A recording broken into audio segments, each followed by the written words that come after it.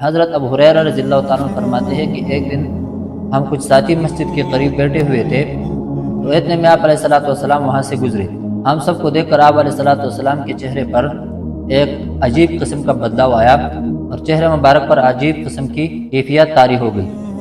آپ علیہ الصلوۃ والسلام نے ایک دم فرمایا کہ تم میں ایک شخص ہے جس کا ایک دان قیامت کے دن احد کے پہاڑ سے بھی بڑا ہوگا۔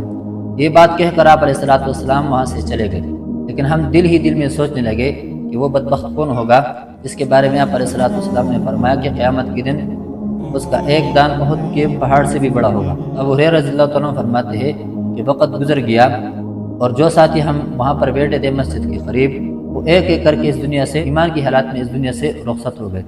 فرماتے ہیں کہ صرف میں، ابو ہریرہ اور ایک قبیلہ بنو حنیفہ کے ایک آدمی رجال بن عنفوہ، وہ باقی رہ گئے۔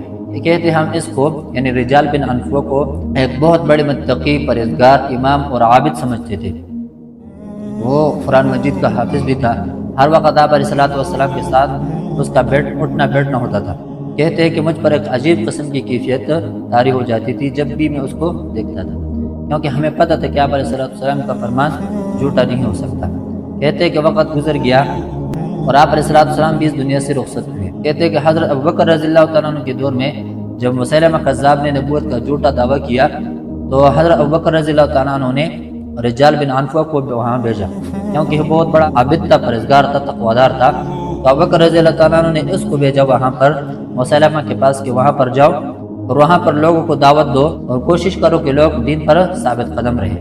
کہتے جب یہ وہاں پر چلا گیا تو مسیلمہ نے اس کو لالچ دی، پہلے تھوڑا بہت سونا چاندی اس کے سامنے پیش کیا تو انہوں نے انکار کر دیا۔ پھر مسیلمہ نے ان سے کہا صرف اس بات کا اقرار کر لو کہ نبوت کو آپ علیہ الصلوۃ والسلام نے میرے اور اپنے درمیان تقسیم کیا ہوا ہے۔ تو اس نے پھر بھی نہیں مانا، تو کہتے مسیلمہ نے اس کو یہ لالچ دی کہ میں آدھی بادشاہت تمہیں دے دوں گا۔ کہتے اس کے قدم ڈگمگانے لگے اور اس نے یہ بات کہہ دی۔